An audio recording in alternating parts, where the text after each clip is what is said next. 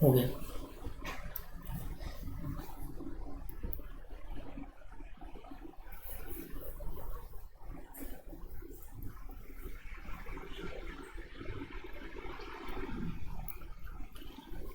Hello everyone, स्वागत है आपका हिंदुस्तान के सबसे बड़े ऑनलाइन प्लेटफॉर्म पर जिसका नाम है अनअकैडमी।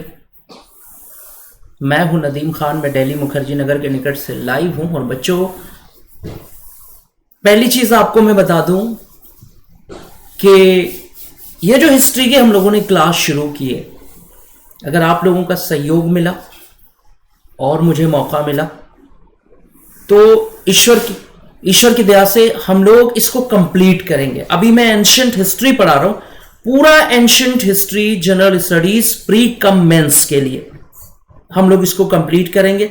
फिर मिडावल हिस्ट्री देखेंगे, फिर मॉडर्न हिस्ट्री देखेंगे। इस तरह से पूरा जीएस जो है ना, हिस्ट्री का जितना भी सेगमेंट है वो हम लोग कंप्लीट करेंगे। ये चीज मैं आपको पहले बोल दे रहा हूं। तो इसको देखने के लिए आपको लगातार हमारे साथ बने रहना होगा। और मैं आपको यह भी बता दूं कि अभी तो लगातार क्लास एकदम चल रही है और ये चलती रहेगी ईश्वर की दया से। तो बने रहिए हमारे साथ। Complete general studies for history, complete history for general studies के लिए हमारे साथ बने रहिए। एक एक क्लास आप कंटिन्यू देखते रहिए, एक एक क्लास आप कंटिन्यू देखते रहिए। तो चलिए आइए बच्चों, आज का जो टॉपिक है वो स्क्रीन पर देखकर आपको समझ में आ गया होगा।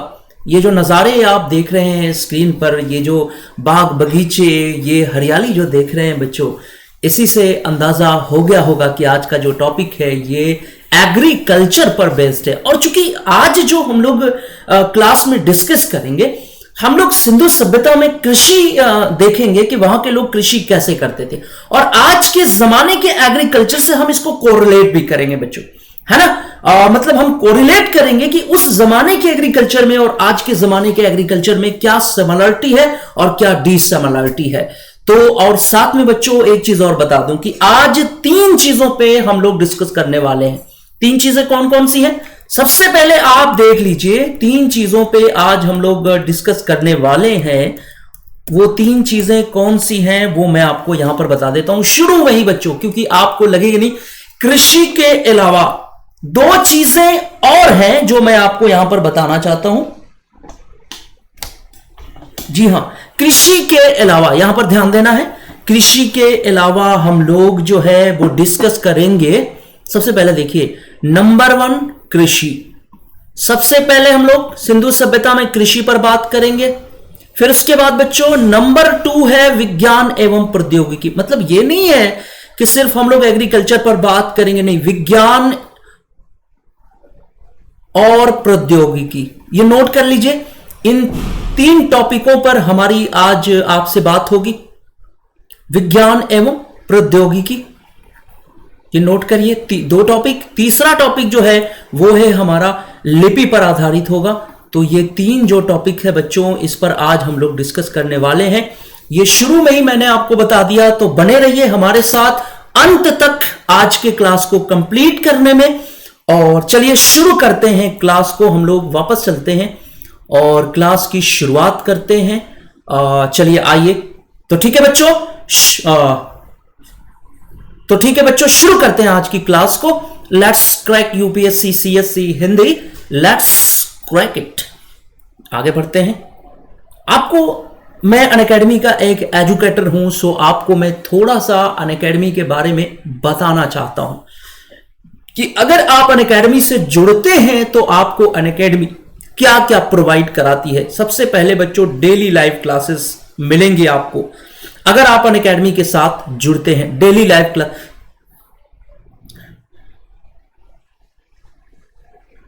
सबसे पहले डेली लाइव क्लासेस आपको मिलेंगी। फिर स्ट्रक्चर्ड कोर्सेज मिलेंगे। स्ट्रक्चर्ड कोर्सेज का मतलब होता है बच्चों की एक प्लान वे में आपका सिलेबस कंप्लीट कराया जाएगा। लाइव टेस्ट एंड क्विजेस मिलेंगी, अनलिमिटेड एक्सेस मिलेंगे। आगे बढ़ते हैं।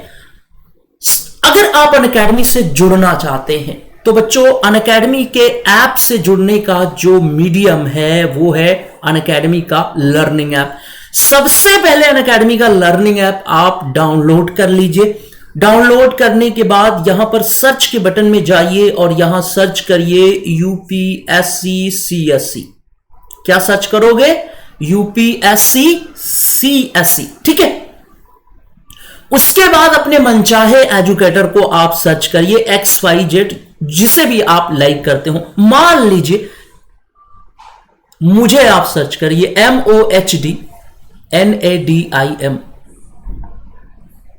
ये अनअकैडमी के ऐप पर मेरा प्रोफाइल नेम है, ठीक है। मुझे सर्च करने के बाद अगर मान लीजिए मेरी क्लासेस आप देखना चाहते हैं अनअकैडमी के ऐप पर, सपोज सेट फ्री क्लासेस देखना चाहते हैं, तो मुझे फॉलो करिए। या आप यहां पर एडमिशन लेना चाह रहे हैं तो यहां नीचे देखिए गेट सब्सक्रिप्शन का ऑप्शन होता है। इस गेट सब्सक्रिप्शन के ऑप्शन पर क्लिक करिए, प्लान सेलेक्ट करिए और रेफरल कोड की जगह डाल दीजिए MNUS। क्यों? क्योंकि 10% आपकी जो फीस है वो कम हो जाएगी। इस तरह से आप अनअकैडमी के साथ जुड़ जाएंगे। अब चलिए कुछ प्लान्स पर बात करें। यहां प्रश्न उठता है कि अनअकैडमी पर क्या क्या एडमिशन का प्लान है। यहां से आप मेरे बारे में जान सकते हैं। ये अनअकैडमी के टॉप मोस्ट एजुकेटर्स हैं। जी बच्चों, हिंदुस्तान के जो बेहतरीन टीचर्स हैं वो इस समय अनअकैडमी के साथ जुड़ चुके हैं और वो क्लासेस ले रहे हैं। अगर आप अनअकैडमी के साथ जुड़ते हैं तो आप इन बेहतरीन टीचर्स के साथ जुड़ सकते हैं। इन बेहतरीन टीचर्स से आप क्लासेस ले सकते हैं, लेकिन इनसे पढ़ने के लिए आपको जुड़ना पड़ेगा अनअकैडमी के ऐप के साथ और आपको अनअकैडमी पर एडमिशन लेना होगा। अब आगे बढ़ते हैं। अगर आप अनअकैडमी से जुड़ना चाहते हैं, अगर आप अनअकैडमी पर एडमिशन लेना चाहते हैं, तो जरा देखिए अनअकैडमी के पास एडमिशन के लिए 2 प्लान मौजूद हैं। एक है प्लस और दूसरा है आइकॉनिक। सबसे पहले हम बात करेंगे प्लस के बारे में कि ये जो प्लस है ये क्या है। अगर आप प्लस के लिए एडमिशन लेना चाहते हैं तो यहां देखिए 1 महीने से लेकर पूरे 3 साल तक का एडमिशन प्लान यहां पर मौजूद है। अगर आप फ्रेशर हैं, अगर आपने शुरुआत करी है, अगर आप ABCD से शुरू कर रहे हैं, तो कम से कम 2 साल या 3 साल के लिए एडमिशन जरूर लीजिए, क्योंकि सिविल सर्विसेज की तैयारी में समय लगता है। अगर आप पॉलिश्ड हैं, अगर आप बिल्कुल रेडी हैं, आपको पॉलिश चाहिए तो आप जो है, अगर आप रेडी हैं, आपको पॉलिश चाहिए तो आप 1 साल के लिए एडमिशन लीजिए। अब देखिए, जैसे मान लीजिए आप 2 साल के जैसे मान लीजिए अगर आप 1 साल के लिए एडमिशन ले रहे हैं तो फीस है 49,500 रुपीज। रेफरल कोड की जगह आप भरेंगे MNUS, 10% आपको मिलेगा डिस्काउंट। आपकी फीस हो जाएगी 44,550 रुपीज। क्लियर? जैसे 2 साल के लिए आप एडमिशन लेना चाहते हैं तो फीस है 72,000 रुपीज। रेफरल कोड की जगह डालिए MNUS, 10% डिस्काउंट मिलेगा। फीस हो जाएगी 64,800 रुपीज। यहां देखिए 3 साल के लिए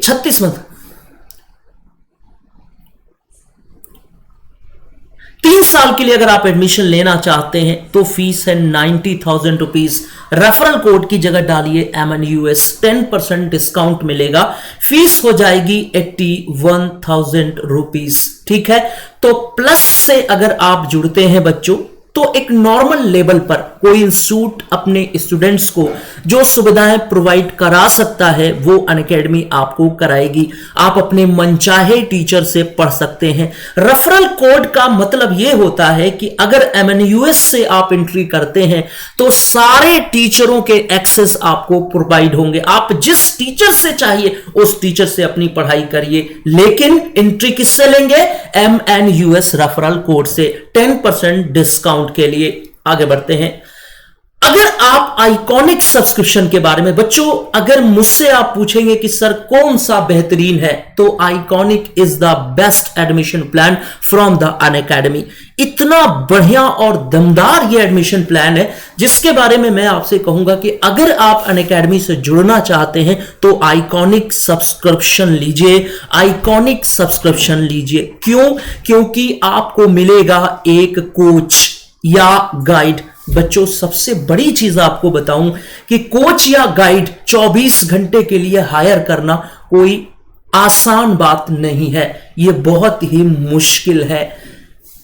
कोई बहुत पैसे वाला गार्जियन ऐसा कर सकता है, लेकिन एक नॉर्मल स्टूडेंट ऐसा नहीं कर सकता। अनअकैडमी ने ये ख्वाब भी आपके लिए पूरा कर दिया है। आपको एक कोच या गाइड मिलेगा जो हर समय फोन से आपसे कनेक्ट होगा। आप जो भी प्रश्न चाहें अपनी पढ़ाई से संबंधित वो उससे आप पूछ सकते हैं, और जब मन चाहे तब पूछ सकते हैं। सबसे बड़ी चीज है बच्चों कि ये जो कोच या गाइड आपको मिलेगा, ये जो होगा, ये कम से कम इंटरव्यू इन्होंने आईएएस का फेस किया होगा, तो शानदार है। मेरा मानना है कि एक सफल व्यक्ति से कहीं ज्यादा एक असफल व्यक्ति जो है आपको कामयाब बना सकता है, क्योंकि उसको पता होता है कि आदमी जनरली मिस्टेक्स कहां करता है। अब यहां पर मैं आपको बता दूं कि आइकॉनिक में एडमिशन लेने के लिए जो प्रोसेसेस हैं वो देखिए 1 साल, 2 साल और 3 साल। जी हां, इनमें से आप कोई एक प्लान चूज करिए। अगर आप नए हैं तो 2 साल या 3 साल के लिए लीजिए एडमिशन। अगर आपको पॉलिश चाहिए तो आप 1 साल के लिए एडमिशन लीजिए। यहां पर देखिए बच्चों, 1 साल की जो आइकॉनिक सब्सक्रिप्शन की फीस है वो 69,500 रुपीज है। यूज करिए रेफरल कोड MNUS 10% डिस्काउंट के लिए। आपकी फीस हो जाएगी 62,550 रुपीज। यहां पर देखिए, अगर आप 2 साल के लिए एडमिशन लेते हैं तो फीस है 1,07,000 रुपीज। जी हां, यूज करिए रेफरल कोड MNUS और आपकी फीस 10% डिस्काउंट के बाद हो जाएगी 96,300 रुपीज। 3 साल के लिए जो फीस है वो है 1,41,000 रुपीज। यूज करिए रेफरल कोड MNUS 10% डिस्काउंट के बाद आपकी फीस हो जाएगी 1,26,900 रुपीज। यहां पर बच्चों मसला बस इतना है कि MNUS को यूज करने के बाद आपको मेरी तरफ से जो प्रोवाइड कराया जाएगा उसमें ऑप्शनल हिस्ट्री, जनरल स्टडीज के लिए history, art and culture, ethics और मोटिवेशनल क्लासेस। तो अगर मेरा रेफरल कोड यूज करेंगे तो मेरी सारी क्लासेस आपको मिल जाएंगी, प्लस जिस भी एजुकेटर से चाहें आप MNUS को यूज करके पढ़ाई कर सकते हैं। यानी किसी भी एजुकेटर से अगर पढ़ना है तो MNUS रेफरल कोड आपको यूज करना होगा। 10% डिस्काउंट भी मिलेगा और मनचाहे एजुकेटर से पढ़ने का मौका भी। तो शुरू करिए, तो जल्दी करिए। अब एक चीज आपसे कहूं, मान लीजिए आप ऑप्शनल पढ़ना चाहते हैं और आप चाहते हैं कि ऑप्शनल के लिए इंडिविजुअल आपका एडमिशन हो जाए, तो यहां देखिए 1 महीने से लेकर पूरे 3 साल तक का ऑप्शनल प्रोग्राम दिया हुआ है। 1 साल की एडमिशन की फीस है 27,500 रुपीज। रेफरल कोड की जगह यूज करिए MNUS, 10% डिस्काउंट मिलेगा और फीस हो जाएगी 24,750 रुपीज।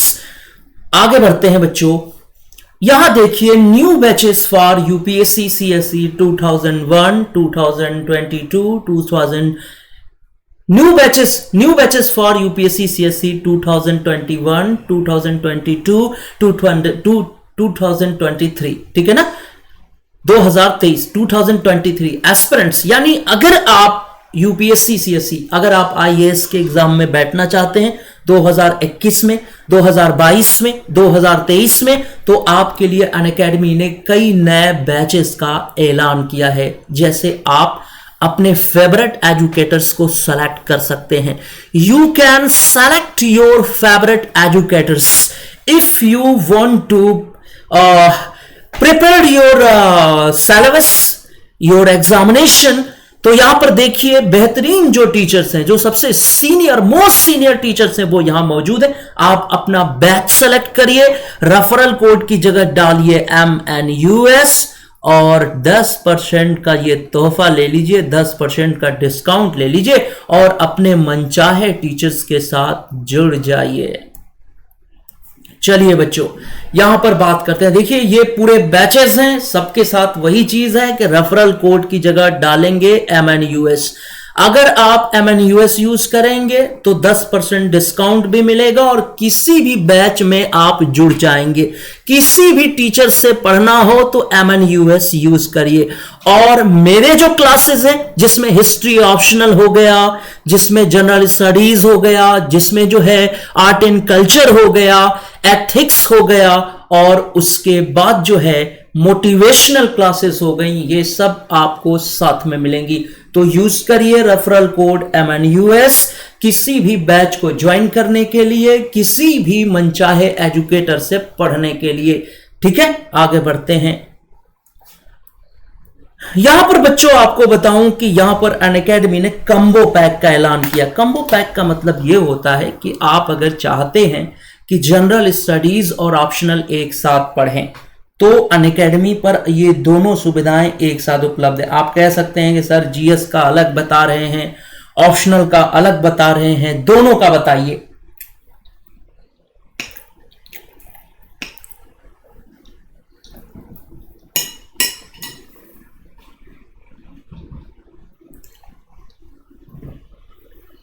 दोनों का बताइए। मीन्स आप हमसे कह सकते हैं कि सर दोनों का बताइए, तो बच्चों दोनों का ही तो मैं बता रहा हूं आपको। अगर आपको दोनों चाहिए, माने प्री भी चाहिए और GS भी चाहिए और ऑप्शनल भी चाहिए, तो आप आ जाइए। अब आप डिसाइड करिए। अगर आप फ्रेशर हैं तो कम से कम 24 महीने का, 2 साल का तो ले ही लो, क्योंकि यह सस्ता पड़ेगा मेरे हिसाब से। 1,31,510 रुपीज 2 साल के लिए। रेफरल कोड की जगह क्या यूज करेंगे? MNUS। 10% डिस्काउंट मिलेगा और फीस हो जाएगी 99,680 रुपीज।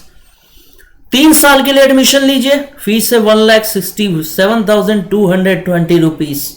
रेफरल कोड की जगह यूज करिए MNUS, 10% डिस्काउंट मिलेगा और फीस हो जाएगी 1,21,200 रुपीज। तो बच्चों किसी भी एजुकेटर से पढ़ना हो XYZ अनअकैडमी के ऐप पर, आपको रेफरल कोड की जगह कौन सा कोड यूज करना है? MNUS। इससे 10% डिस्काउंट भी मिलेगा और इसके बाद किसी भी एजुकेटर से पढ़िए, कोई भी बैच ज्वाइन करिए और मेरे क्लासेस आपको साथ में मिलेंगे, जिसमें history optional, general studies, art and culture, motivational classes, ethics, और इसके बाद जो है XYZ, जो भी जितना ज्यादा से ज्यादा हो सकता है मैं कोशिश करूंगा कि आपको ज्यादा से ज्यादा चीजें मिल पाए। तो चलिए आगे बढ़ते हैं।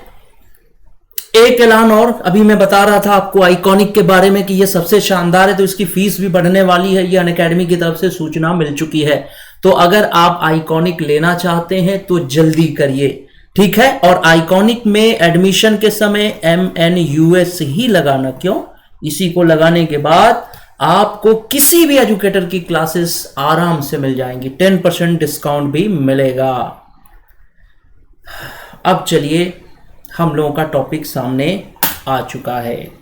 आइए डिस्कस करते हैं आज के टॉपिक पर। देख लीजिए, सिंधु सभ्यता में कृषि और पशुपालन, ठीक है। सिंधु सभ्यता में विज्ञान एवं प्रौद्योगिकी, और उसके बाद सिंधु सभ्यता की लिपि। ये 3 चीजें आज हमें आपको पढ़ाना है। सामने देख लीजिए और तैयार हो जाइए, एकदम बिंदास हम लोग बात करते हैं, ठीक है। और कोशिश करना है बच्चों समझने की। यहां पे क्या ध्यान देना है? सबसे पहले समझने की कोशिश करिए, ठीक है। पहले समझिए, फिर PDF के तौर पे उसको लिखिए, फिर उसके बाद आगे बढ़िए। तो इन 3 टॉपिक्स के बारे में मैंने आपसे डिस्कस किया है। सबसे पहले कृषि पे हम लोग बात करेंगे, उसके बाद हम लोग बात करेंगे विज्ञान एवं प्रौद्योगिकी पर, और उसके बाद किस पर बात करेंगे? लिपि पर। यानी 3 टॉपिक्स आज आपके लिए मैं लेकर आया हूं। तैयार हो जाइए बच्चों, रेडी, क्लास के लिए रेडी हो जाइए प्लीज।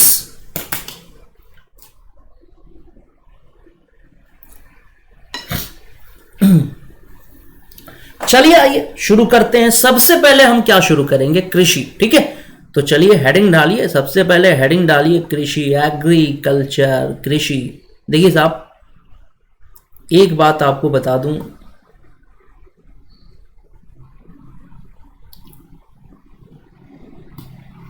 सबसे पहले हेडिंग डालेंगे आप लोग कृषि।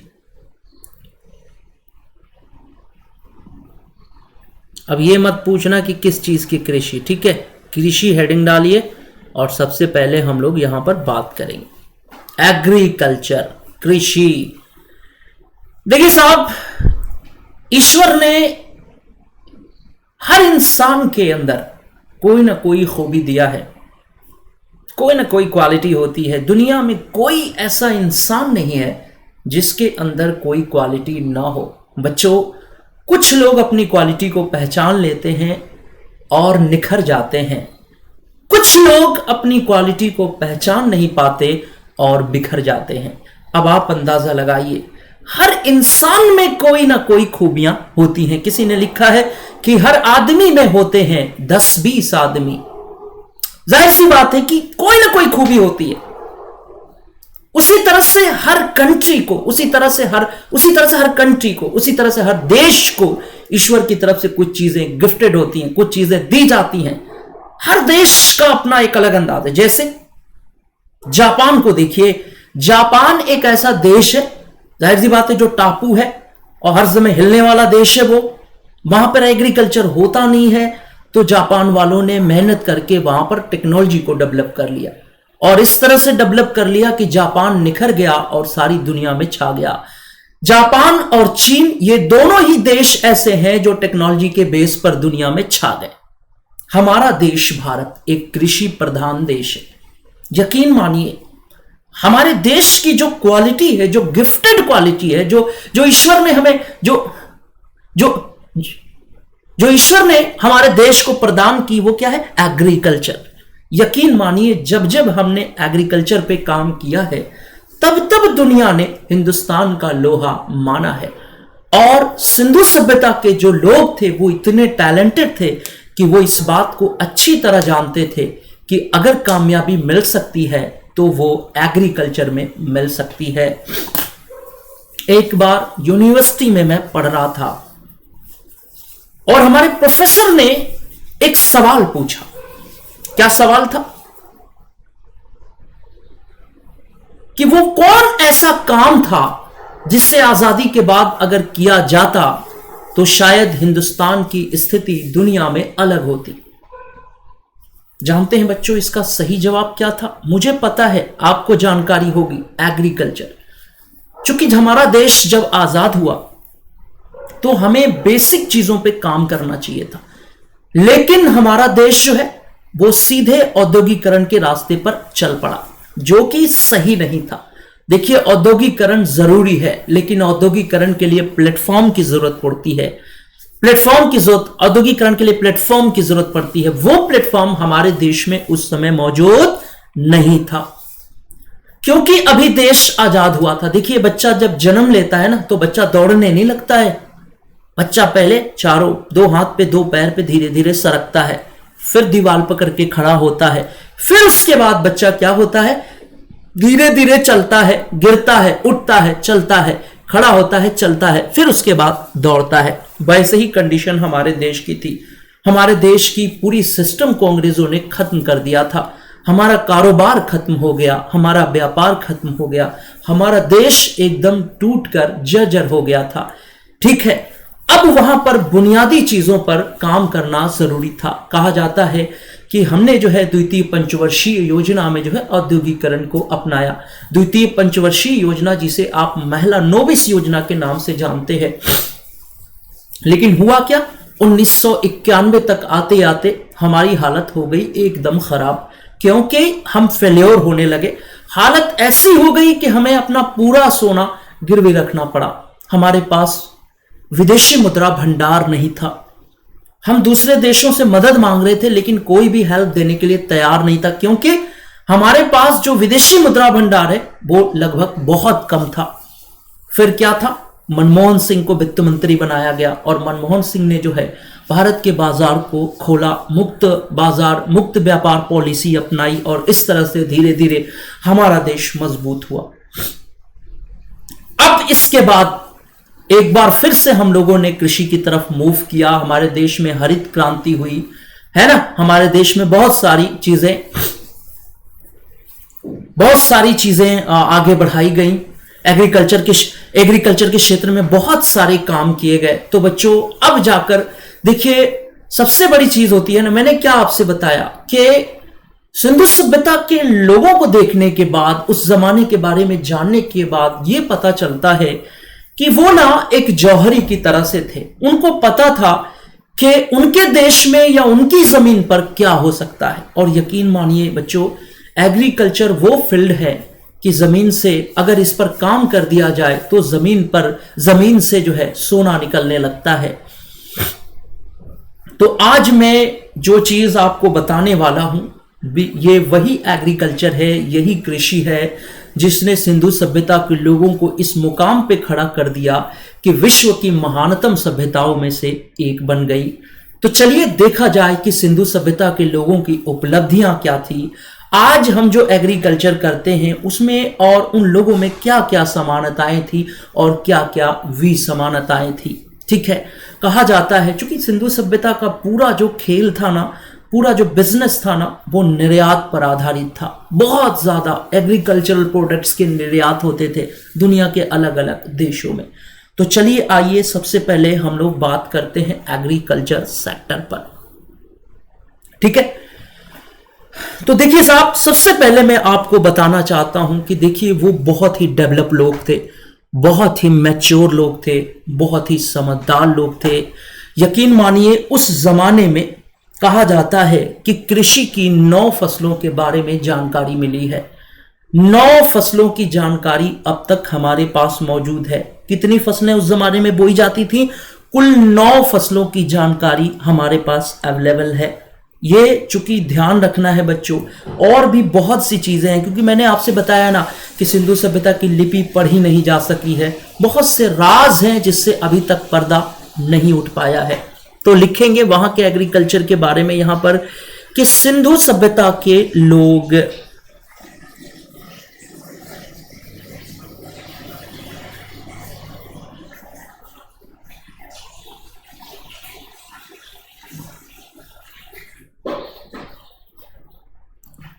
कृषि में महारत रखते थे। कृषि में महारत रखते थे। सिंधु सभ्यता के लोग कृषि में महारत रखते थे। ठीक है,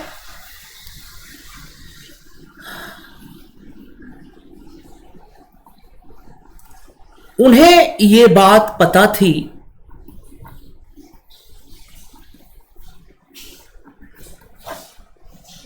कि भारत एक कृषि प्रधान देश है।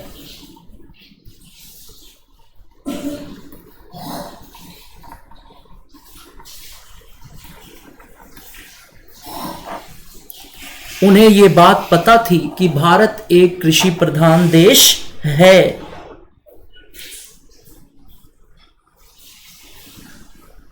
इस प्रकार इस गुण को जानकर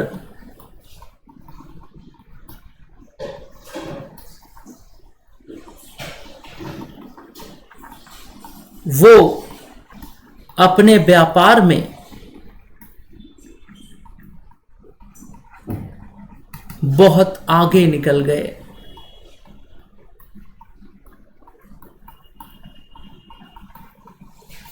बहुत आगे निकल गए। समझ में आ गया? कोई दिक्कत, कोई प्रॉब्लम तो नहीं है? क्योंकि देखिए साहब, डायरेक्ट तो आप शुरू नहीं करेंगे। सबसे पहले थोड़ा सा 2-4 लाइनें लिखनी बड़ी जरूरी होती है ना, कि आप वहां के एग्रीकल्चर के बारे में कुछ शब्द बोलिए, है कि नहीं? तो यही तरीका होता है बच्चों, मेंस लिखने का भी यही तरीका होता है कि सबसे पहले थोड़ा सा आदमी भूमिका में लिखता है, फिर शुरुआत करता है। ठीक है, इसको नोट करेंगे आप लोग, और नोट करने के बाद फिर हम लोग आगे बढ़ेंगे।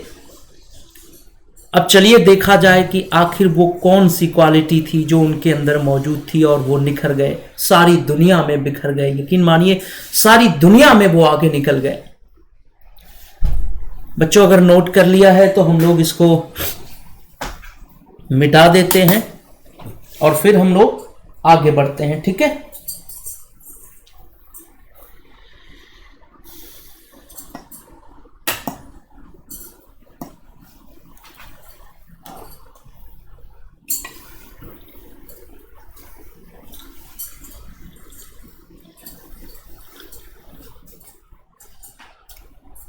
कुछ लोग वक्त के सांचे में ढल जाते हैं, कुछ लोग वक्त के सांचे में ढल जाते हैं, पर उनका क्या करें जो सांचे बदल जाते हैं, पर उनका क्या करें जो सांचे बदल जाते हैं। यकीन मानिए ये बात मैंने इस जमाने के लोगों पर कही है। अब इसको हम लोग मिटा दिया जाए और मिटाकर चलिए और कुछ बातों पे देखा जाए। एग्रीकल्चर पर बात हो रही है ना, मिटा देते हैं। और ये मैं उम्मीद करता हूँ, आशा करता हूँ बच्चों कि आप लोगों को क्लास में मज़ा आ रहा होगा, अच्छा लग रहा होगा। देखिए एक बात मैं कहूँगा कि इतिहास एक ऐसा सब्जेक्ट है जो कहानी है।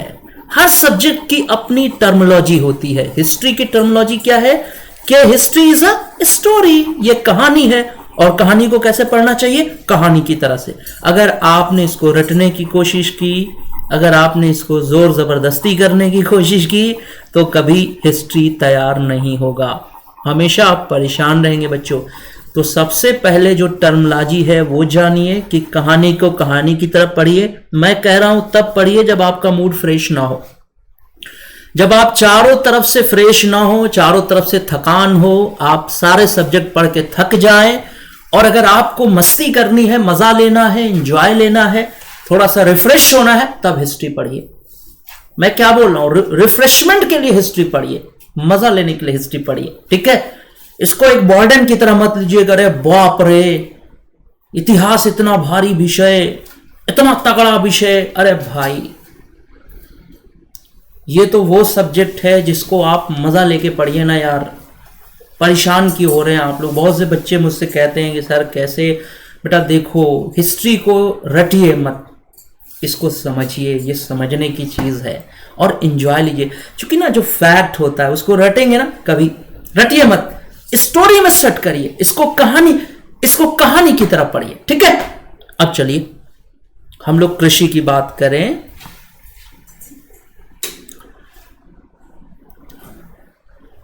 हाँ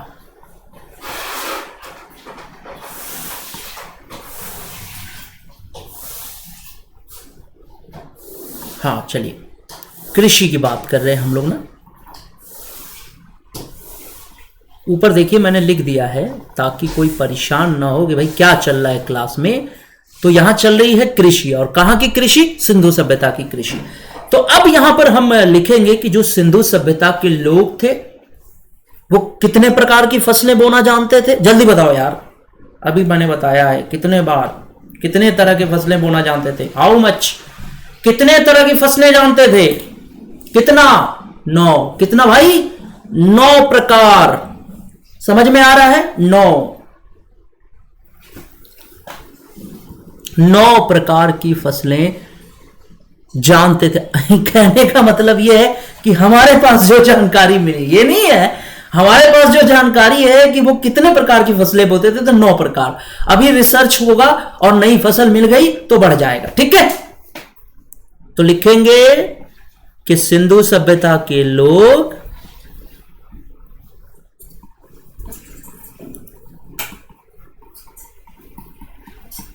नौ प्रकार, कितने प्रकार भाई?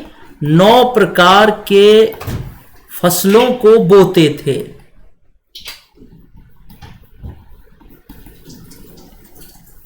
एकदम समझ में आ रहा है? 9 प्रकार के फसलों को बोते थे, ठीक है।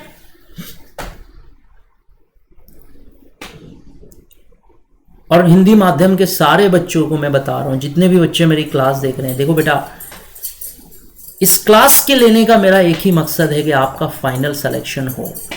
और फाइनल सिलेक्शन तभी होगा जब आप कुछ स्ट्रैटेजी पे काम करेंगे। स्ट्रैटेजी पर कुछ क्लासेस मेरी बहुत जल्द आने वाली है, जिस पर मैंने ना जो सर्च किया कि क्या क्या कमियां बच्चों में आ रही हैं, हिंदी मीडियम में कौन कौन सी कमियां आ रही हैं कि रिजल्ट थोड़ा कम हो रहे हैं, उन चीज़ों पे मैंने जो है वो वीडियो दिए हैं। वो वीडियो जल्दी आपके सामने आ जाएंगे और उसको आप लोग ज़रूर देखिएगा। और हाँ, शेयर करना मत भूलिए, प्लीज़ शेयर माय वीडियोस। अगर आप मेरी हेल्प करना चाहते हैं, अगर आप मुझे कोऑपरेट करना चाहते हो, तो प्लीज़ बच्चों वीडियो को शेयर कर दीजिए, वायरल कर दीजिए। चलिए, सिंधु सभ्यता के लोग 9 प्रकार के फसलों को बोते थे। चलिए आइए देखा जाए कि कौन कौन सी फसलें। देखिए साहब, एक मुद्दा है चावल। कई बार बच्चों के सवाल आए कि भाई चावल के बारे में वो जानते थे कि नहीं जानते। देखिए बच्चों, चावल की खोज तो भारत में बहुत पहले ही हो गई थी। बेलन घाटी और कोल्डिहवा वगैरह में तो चावल पहले ही मिल चुके हैं। तो सिंधु सभ्यता के लोग चावल के बारे में जानते थे, लेकिन ना चावल पसंद नहीं करते थे। चावल बहुत कम खाया जाता था। चावल का जो साक्ष्य मिला है वो केवल गुजरात से मिला है, लोथल से।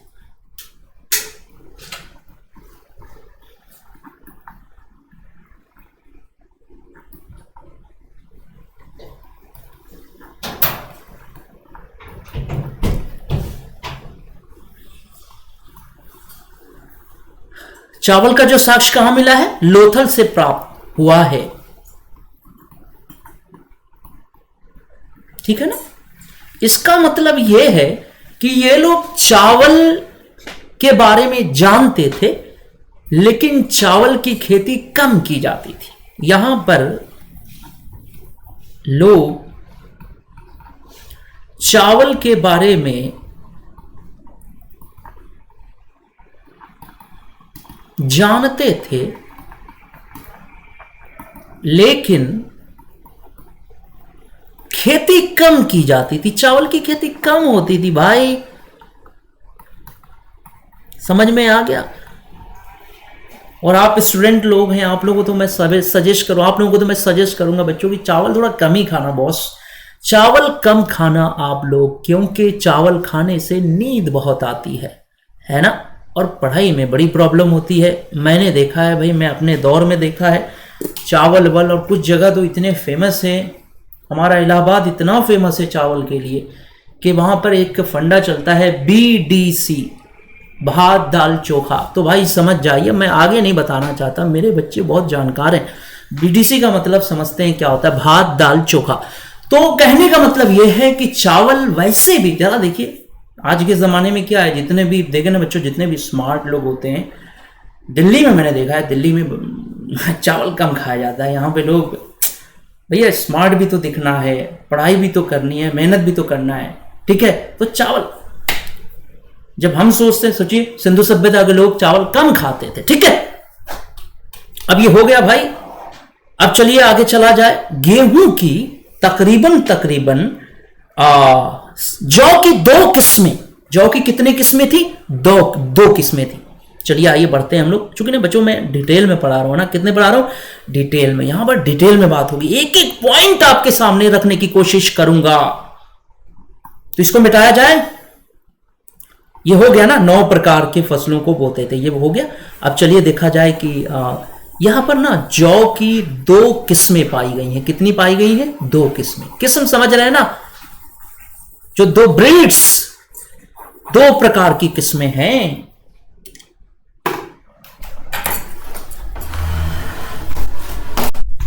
हाँ,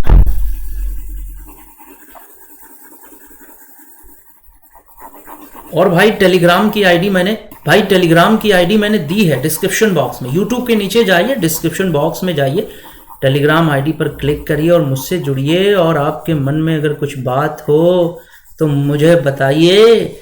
शर्त चाहे जो भी हो मंजूर होनी चाहिए, शर्त चाहे जो भी हो मंजूर होनी चाहिए।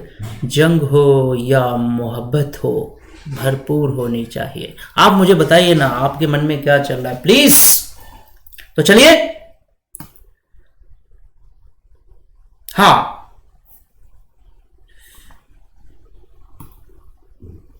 यार चलिए अगला पॉइंट है कि यहां पर कहां पर, सिंधु सभ्यता में यहां पर जौ की 2 किस्में उगाई जाती थी।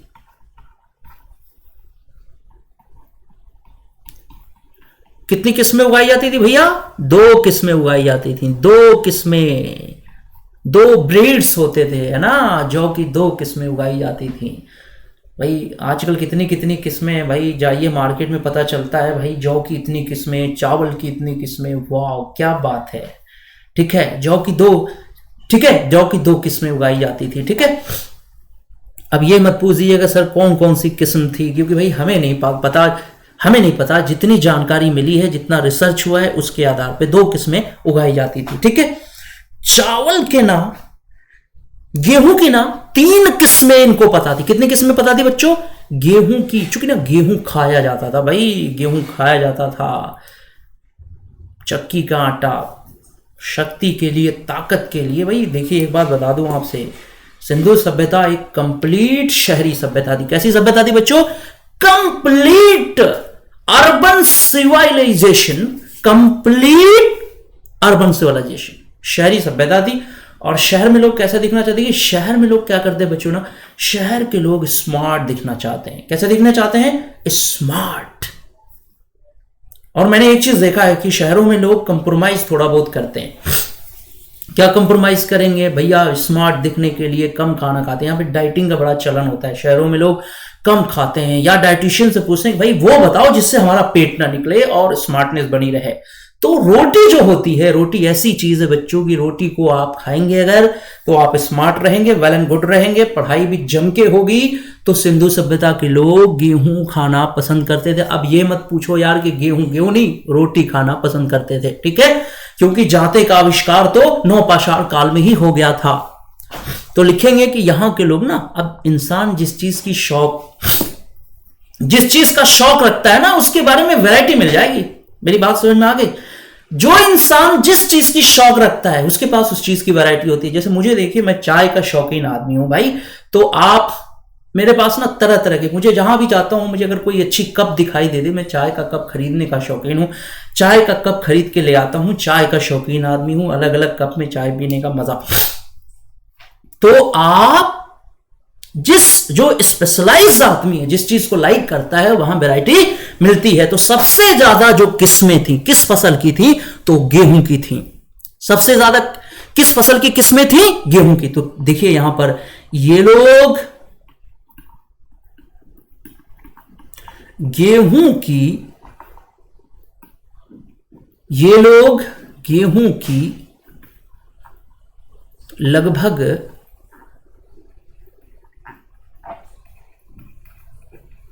3 किस्में, ये लोग गेहूं की लगभग 3 किस्में उगाते थे। 1 मिनट रुक जाइए। 1 मिनट बच्चों, 1 मिनट। हाँ, ये लोग गेहूं की लगभग 3 किस्में उगाते थे। समझ में आ गया? क्लियर है? नोट करिए। ठीक है, अगर मान लीजिए कभी सवाल आ जाए कि क्यों आप कह रहे हैं जौ की 2, चावल कम खाते थे, गेहूं में 3 क्यों भाई? तो आप कहेंगे भाई जो इंसान जो इस चीज का शौक रखता है उसके बारे में उसके पास जानकारी ज्यादा होती है, तो वो गेहूं खाना पसंद करते थे, वो रोटी खाना पसंद करते थे। इसलिए कितने प्रकार की फसलें? गेहूं की 3 किस्में। अब चलिए थोड़ा सा और आगे बढ़े, और क्या क्या पैदा करते थे बच्चों? तो देखिए एक बात आपसे बताऊं, बोलिए, एक सवाल पूछूं आप लोगों से, सूती कपड़े का आविष्कार कहां हुआ था? ईमानदारी से बता दो, सूती कपड़े का आविष्कार कहां हुआ था? और सूती कपड़ा किससे बनता है? कपास से। सूती कपड़े का आविष्कार कहां हुआ था भाई? सिंधु सभ्यता में हुआ था ना। दुनिया दुनिया दुनिया को सूती कपड़ा सबसे पहले किसने दिया? सिंधु सभ्यता ने। और रेशमी वस्त्र किसने दिया? नहीं, सिंधु सभ्यता नहीं, चीन ने। समझ में आ गया? तो सूती कपड़ा किससे बनता है? कपास से। तो कपास की फसल पैदा करते थे। क्या पैदा करते थे? कपास की फसल। अगर आपसे पूछा जाए कि सिंधु सभ्यता में सूती वस्त्र का साक्ष्य कहां से मिला है, तो आप कहेंगे मोहनजोदड़ो से एक उस्तरे से लिपटी हुई सूती कपड़ा पाया गया।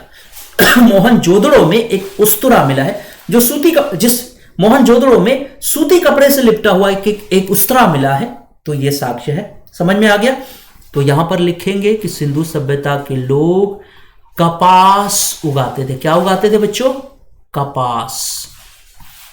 और क्या भाई? कपास के अलावा कपास से क्या बनता है? सूती कपड़ा। और क्या भैया? खजूर। खजूर खाए हैं कभी आप?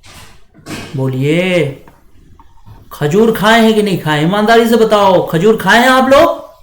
तो खजूर भी पैदा करते थे ये लोग। और क्या पैदा करते थे? तरबूज। क्या पैदा करते थे? तरबूज। भैया तरबूज तो सब खाए होंगे यहां पर, जिंदाबाद। और क्या पैदा करते थे? मटर। मटर पैदा करते थे ये लोग, है ना।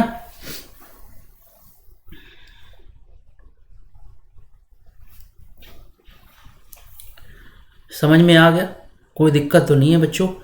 और मैं आपको बताऊं एक बात, तरबूज का नाम याद आया, तरबूज खरबूज का। तो मैं आपको बताऊं कि मैं एक बार जो है, मैं जब स्कूल में पढ़ता था, मैं छोटा था, उस ज़माने में हमारे स्कूल में ना खिलौने बनाने के लिए बच्चों को दिए जाते थे, उस पर नंबर मिलता था कि भाई आप खिलौना बनाए। 2 मिनट बच्चों, 2 मिनट, सिर्फ 2 मिनट आप लोगों का ले रहा हूं। बच्चों को क्या मिलता था? खिलौने बनाने के लिए। हमारे स्कूल में ना मिट्टी के खिलौने बनाने के लिए दिए जाते थे बच्चों को। भाई आप आम, तरबूज, खरबूज, है ना, केला बना के लाइए, जो जितना ज्यादा फल लाएगा उस हिसाब से नंबर आपको दिया जाएगा।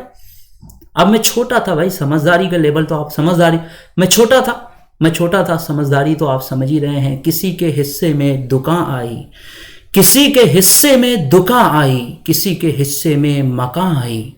मैं घर में सबसे छोटा था, मेरे हिस्से में माँ आई। मैं घर में सबसे छोटा था, मेरे हिस्से में माँ आई।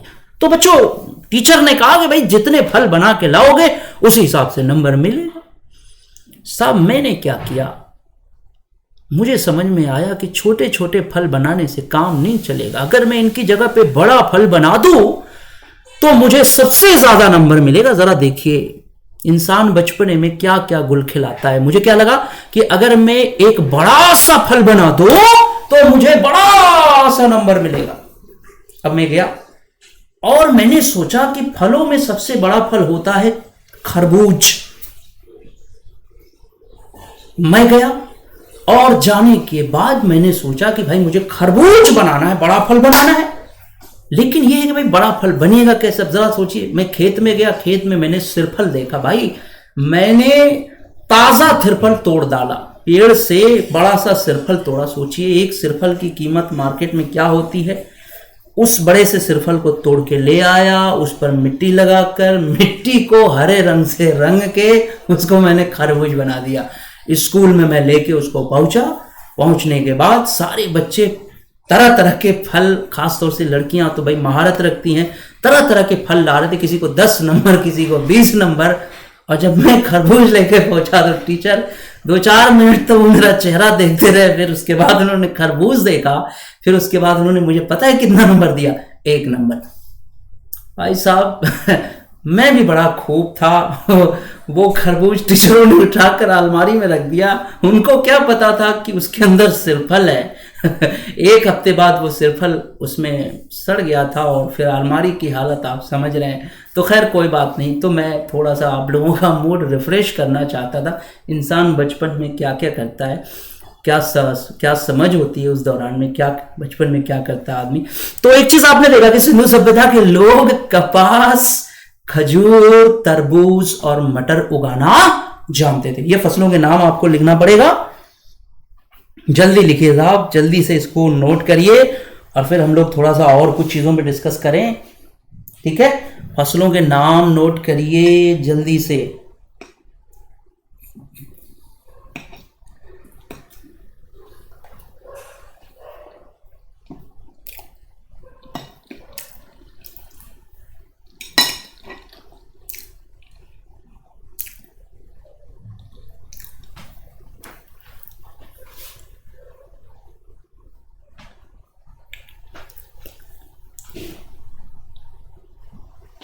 चलिए,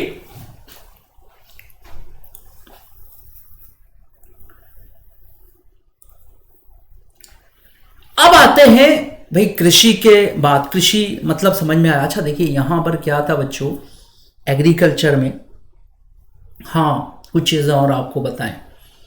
कृषि के साथ में पशुपालन भी आता है बच्चों। तो यहाँ के लोग ना पशुपालन भी करते थे। देखिए यहाँ पर स्लाइड्स मैंने लगाई है, इस स्लाइड को आप देखेंगे तो आपको समझ में आ जाएगा। सिंधु सभ्यता में पशुपालन, तो देख लीजिए पशुपालन में यहाँ पर अनेकों जो है पशु पाले जाते हैं, जैसे बैल, बकरी, भेड़, ऊंट।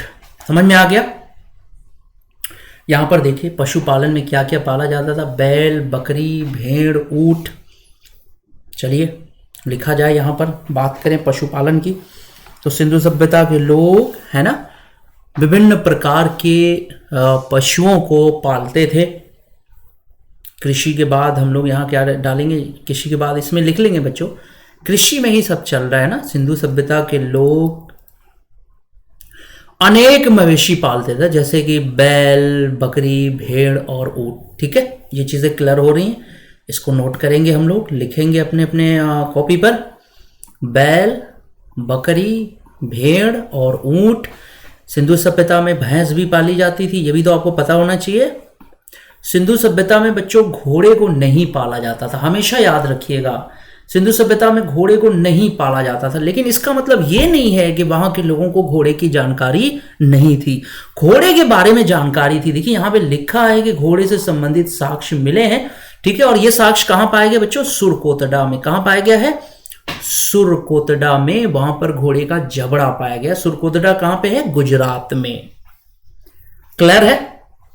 और सारी सी बातें बच्चों की, पशुपालन वहां के लोग क्यों करते थे, दो कारणों से करते थे, एक तो एग्रीकल्चर के कारण से और दूसरा भोजन के कारण से। ठीक है, अब चलिए बात हम लोग कर रहे थे एग्रीकल्चर पर, यहां हमारी बात हो रही थी एग्रीकल्चर में। मैं आपको बताऊं कि सिंधु सभ्यता के जो लोग थे ना, कृषि पर ही बात करते हैं। अभी अभी बहुत कुछ है यहां पर एग्रीकल्चर के बारे में जानने के लिए हमारे पास। सिंधु सभ्यता के लोग ना बहुत ही एडवांस फार्मर्स थे बच्चों। कैसे थे, एडवांस फार्मर्स। सबसे बड़ी चीज है ना कि वहां पर कृषि जो की जाती थी वो स्मार्ट कृषि करते थे। स्मार्ट कृषि का मतलब ये बच्चों कि सिंधु सभ्यता के लोगों को हल की जानकारी थी, वो कृषि में हल का प्रयोग करना जानते थे। लिखेंगे, यहां पर हम लोग इसको मिटा भी दिया जाए। सिंधु सभ्यता के लोगों को हल की जानकारी थी, वो कृषि में हल का प्रयोग करते थे।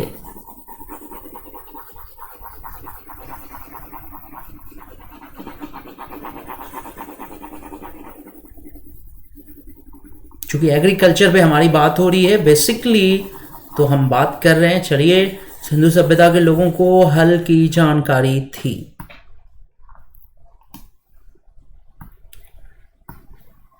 क्या लिखेंगे कि सिंधु सभ्यता के लोगों को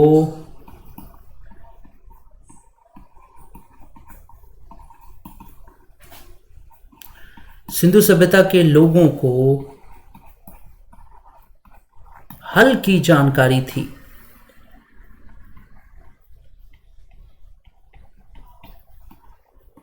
और वो इसका प्रयोग भी करते थे।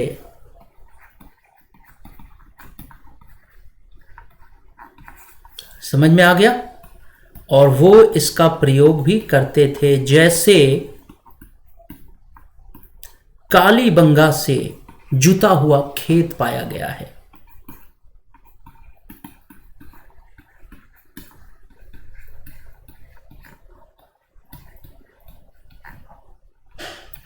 कालीबंगा से जुता हुआ खेत पाया गया है। ठीक है। बनावली से, बनावली कहां है भाई? हरियाणा में। कालीबंगा कहां है? राजस्थान में। बनावली से खिलौना गाड़ी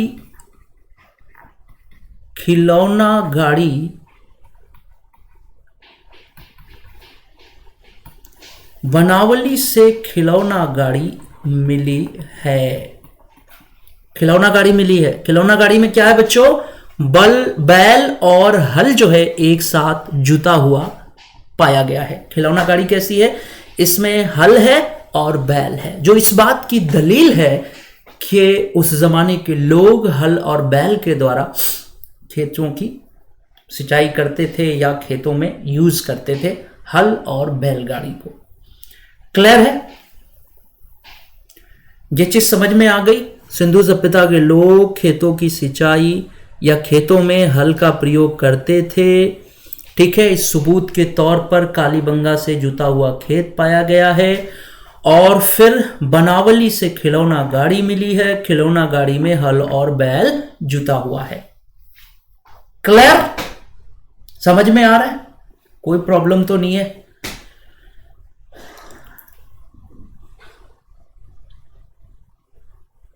चलिए इसको मिटाते हैं। अगर आप लोगों ने नोट कर लिया हो तो इसको मिटाते हैं। कुछ आगे चर्चा किया जाए।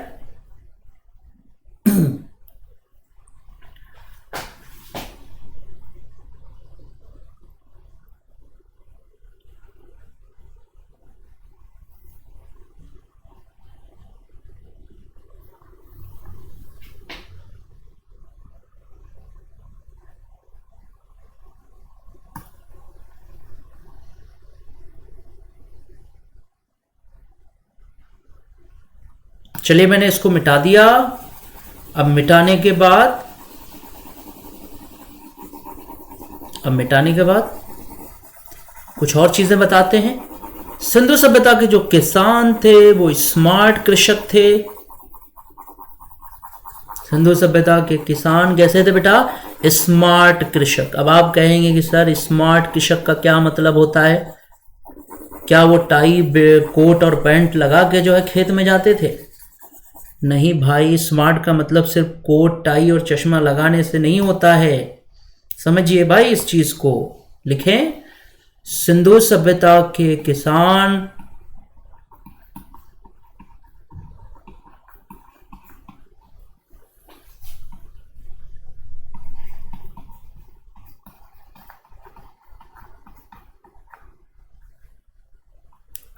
कृषि में पारंगत थे।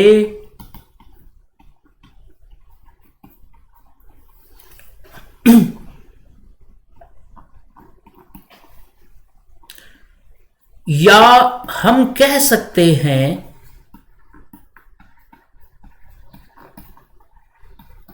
कि वो लोग स्मार्ट कृषि करते थे। वाह! अब आप कहेंगे कि सर बताइए स्मार्ट कृषि आपने यहां क्यों लिखा? तो मैं आपको बताता हूं। क्या करते थे बच्चों? स्मार्ट कृषि करते थे। ये वर्ड कैसा है? प्यारा वर्ड है। देखो बच्चों, स्मार्ट कृषि का मतलब यह होता है कि agriculture with technology, then we can say it's a smart agriculture. समझ में आया? Agriculture with technology. अब जरा एक बात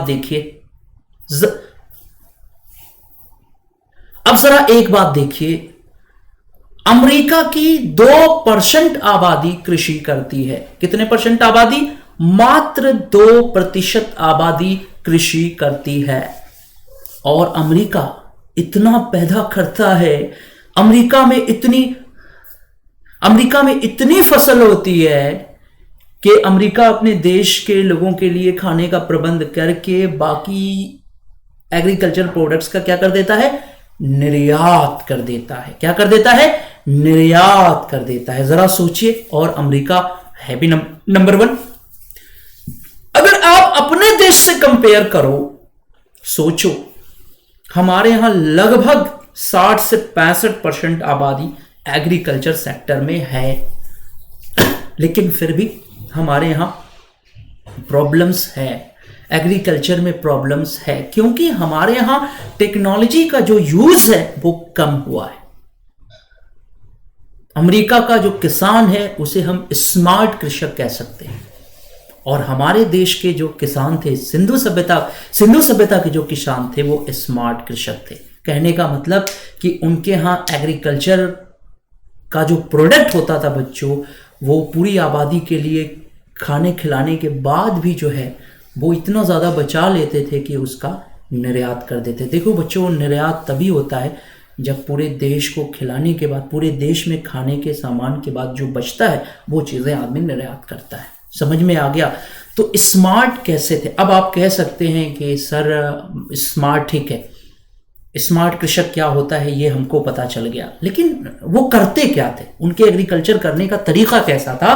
तो बच्चों आपको बताऊं कि ये ना एक ही मौसम में दो दो फसलें पैदा करना जानते थे, मतलब मल्टी क्रॉपिंग करते थे। क्या करते थे बच्चों?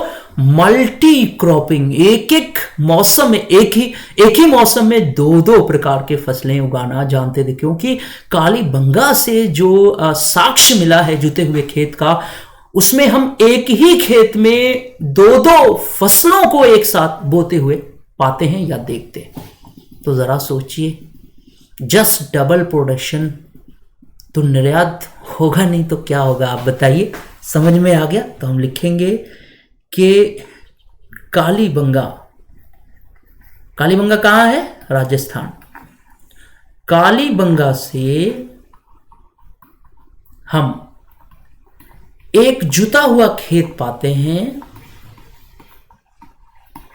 कालीबंगा से हम एक जुता हुआ खेत पाते हैं, है ना, जिसमें क्या चीज? जिसमें एक खेत में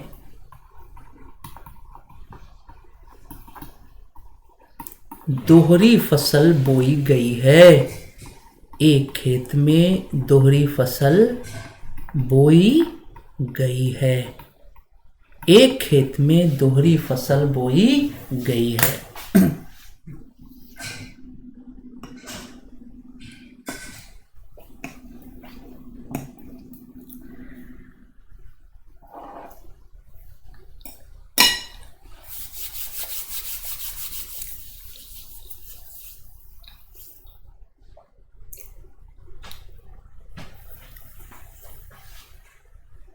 समझ में आ गया बच्चों? तो एक ही खेत में दोहरी फसल बोई है। इसको जल्दी जल्दी नोट करिए, जल्दी जल्दी नोट करिए प्लीज। एग्रीकल्चर पे कुछ और बातें आप लोगों को मुझे बतानी है और आप जल्दी से नोट करिए, फिर मैं आपको बताता हूं।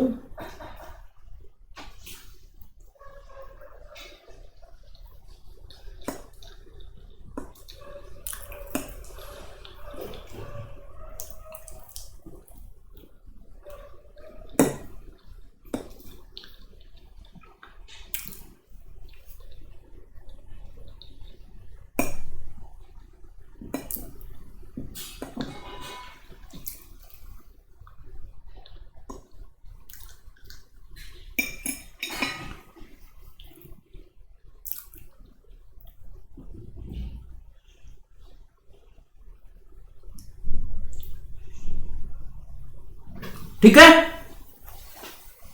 समझ में आ गया? आज 3 चीजों पे बात होनी है, एग्रीकल्चर, है ना, और फिर साइंस एंड टेक्नोलॉजी, और फिर सिंधु सभ्यता वालों की लिपि। 3 चीजों पर बात होनी है। अभी एग्रीकल्चर पे हम लोग बात कर रहे हैं, तो इसको मिटा दिया जाए। चलिए इसको मैं मिटा देता हूं। चलिए रेस कर दिया मैंने। अब मैं आपको बताऊं कि यहां पर देखिए, ये लोग इतने उस्ताद थे कि सिंचाई के लिए ना प्राकृतिक चीजों पर निर्भरता होती। देखिए उस जमाने में टेक्नोलॉजी थी जरूर, लेकिन ये था बच्चों की आज की तरह से टेक्नोलॉजी नहीं थी। आज हमारे पास ट्यूबवेल मशीन है, आज हमारे पास जो है वो एक कृत्रिम जो है रनिंग करा दी जाती है खेतों में, बहुत सारी चीज़ें हैं, तमाम तरह के केमिकल्स हैं, तमाम तरह के खाद हैं बच्चों, लेकिन ना वो ज़्यादातर नेचुरल खाद का प्रयोग करते थे। आज क्या है, आज हम लोगों ने केमिकल खाद प्रयोग किया है, लेकिन ये है कि आज हमारे शरीर में कितनी जान है वो तो आप लोगों को पता ही होगा। वो ज़्यादातर नेचुरल कृषि करते थे। तो यहाँ पर एक चीज़ मैं आप लोगों को बता रहा हूँ कि ना वो लोग प्राकृतिक वर्षा पर निर्भर थे, ये बात तो सही है। साथ में उन्होंने ना कृत्रिम प्रबंध भी किया हुआ था। मान लीजिए बरसात के महीने में ही तो बरसात होती है और बाकी समय में कभी पानी की ज़रूरत पड़े तो उन्होंने इसके लिए मेहनत की थी, कोशिश की थी। कहा जाता है कि कृत्रिम जो संसाधन थे सिंचाई के वो भी उन लोगों ने बना रखे थे। गुजरात में एक जगह है शोरतघुई, वहाँ से एक कृत्रिम नहर का जो है वो हमें साक्ष्य मिलता है, वहाँ पानी को स्टोर करने का साक्ष्य मिलता है जिसको कृषि में उपयोग किया जा सके। ठीक है, तो हम लोग लिखेंगे यहाँ पर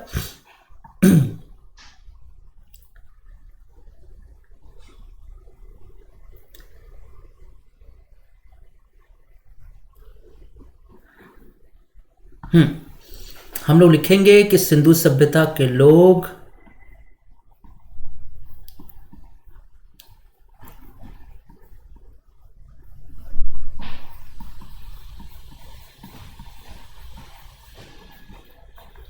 प्राकृतिक वर्षा पर निर्भर थे।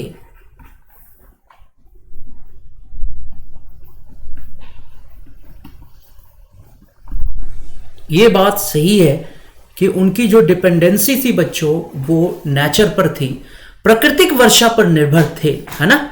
साथ ही साथ किस लिए, सिंचाई के लिए ना। ये चीज हम थोड़ा यहां पे करेक्शन करना चाहेंगे ताकि आपको क्लियर हो सके। सिंधु सभ्यता के किसान कृषि सिंचाई के लिए हम यहां पर थोड़ा सा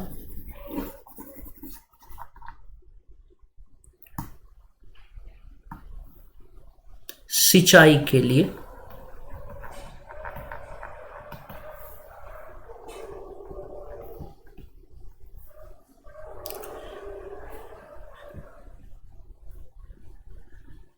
प्राकृतिक वर्षा पर निर्भर थे। सिंचाई के लिए प्राकृतिक वर्षा पर निर्भर थे।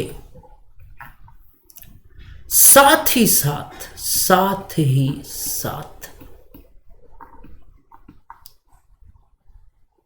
सिंचाई के लिए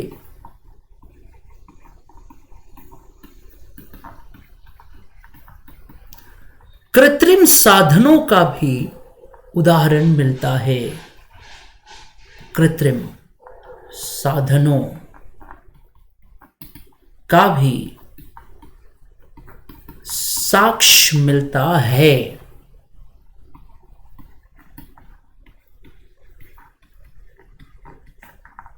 साक्ष्य मिलता है।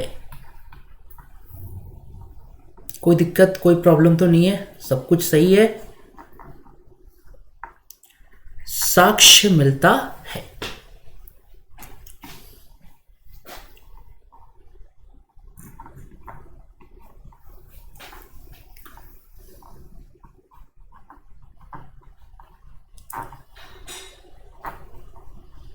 ठीक है, जैसे अब आप कहें ना कि सर एग्जाम्पल दीजिए, तो जैसे गुजरात में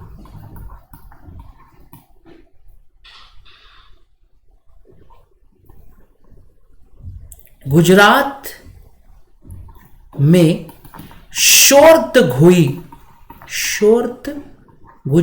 में शोरतघुई, ये वर्ड जरूर ध्यान रखना, नामक स्थान पर एक नहर पाई गई है।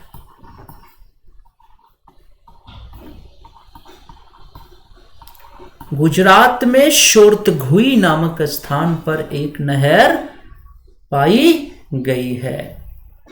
ठीक है, कोई प्रॉब्लम, कोई दिक्कत किसी भी विद्यार्थी को? Clear, everything is clear.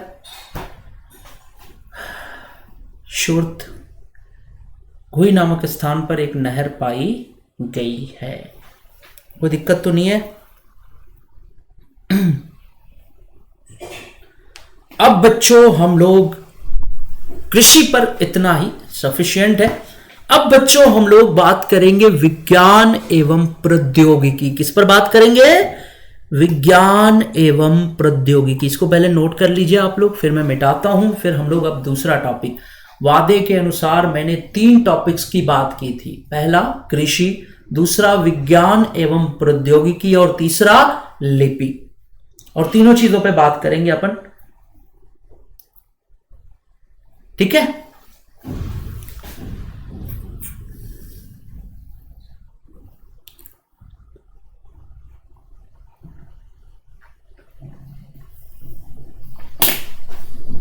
इसको नोट कर लीजिए आप लोग, तब हेडिंग डालेंगे हम लोग विज्ञान एवं प्रौद्योगिकी।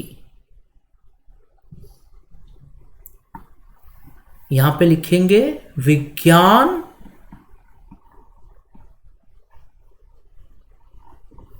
एवं प्रौद्योगिकी।